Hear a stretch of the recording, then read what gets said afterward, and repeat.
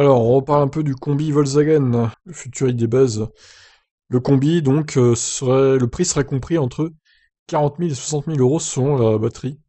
Il devrait être proposé avec une batterie de 60 kWh ou de 100 kWh pour un tarif compris entre 40 000 et 60 000 euros.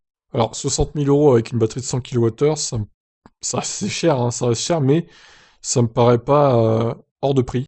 Tout comme la version à 40 000 euros. Alors, j'espère que c'est hors bonus, par contre, qu'on aura droit quand même à un petit bonus. De toute façon, je pense que pour la version 60, ils peuvent pas faire plus que 40 000, hein. Clairement, ça va être compliqué de faire plus. Alors, avec l'ID3 et l'ID4, Volkswagen veut montrer au monde entier qu'il faut compter sur lui sur le marché du véhicule électrique.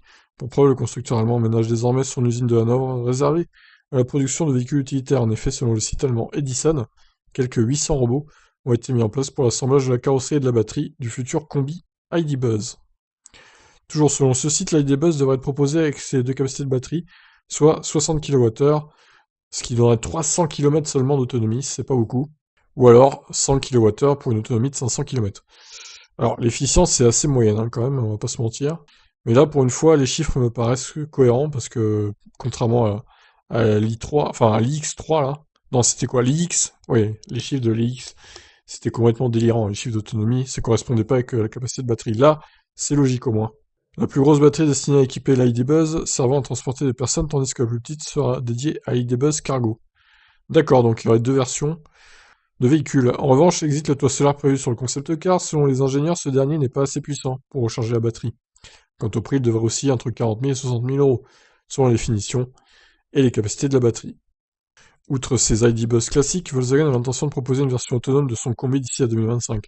En effet, cette ID Buzz robotisée sera utilisée par MOIA, le service de covoiturage du constructeur allemand, mais également par d'autres opérateurs. D'ailleurs, le véhicule en question sera facilement reconnaissable, outre sa sérigraphie par une structure de toit surélevé, abritant la volumineuse caméra et la technologie LiDAR.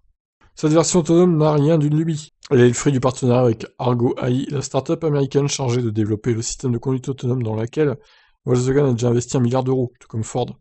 En effet, le constructeur américain, principal actionnaire d'Argo AI, avait signé un partenariat avec Volkswagen lui permettant d'utiliser les plateformes embedded allemands en échange de la technologie de conduite autonome.